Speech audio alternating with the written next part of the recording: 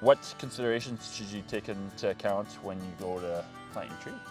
Well, number one, you want to make sure you're not planting underneath power lines, too close to roads, over sewers, over irrigation boxes, away from roadways, areas where you know there's going to be expansion of things. If you're going to develop a new driveway, if you're going to be building a new fence, those types of things all got to be taken into consideration. The hole should be twice the size of the root ball. What that does is it creates some soil porosity in there, and whatever amendments you're going to put in it, it gives different areas for the roots to kind of chase after.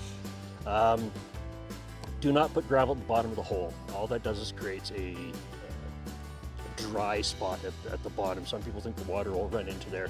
It will, but if you ever put water in a hole and washed it, it does seep out. And now you've got these big pore spaces that roots will not grow into. And if they've already grown into it over the first season, now they're going to start to dehydrate. And you're going to notice it on the upper canopy of the tree. On your conifers, it's going to be more of a spiraling type damage. On your deciduous trees, it's going to be certain branches are going to die off. So no gravel at the bottom for drainage. That's not how we create drainage at all.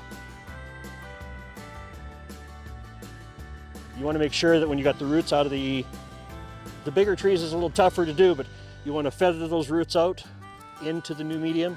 Mix the old medium that you dug out of the hole with the compost that you have, and then put your plant in place, feather those roots out, and then put your compost and finger that dirt in around those roots so that they're nice and stable. Water it in and then fill the rest of it in. And you want to have a little bit of a berm at the outside edge. You don't want it too deep where the water's going to puddle and cause drowning and stuff, but basically if you have it down a little bit where the water can pool when we do get rain, that's a good thing. The other thing is proper staking. Now there's many different concepts for staking. Some of them is the three-way system, and it comes straight out from the trunk, which I don't recommend because that does stop the tree from moving altogether, and then the tree doesn't know that it has to send out roots to stabilize itself. I prefer a single stake and the tie into the top of the tree with a soft rubber material, leather material, something like that, where the wire or the rope can go around that back down to your stake up to the upper third of the tree. And then you got a nice, and into the wind.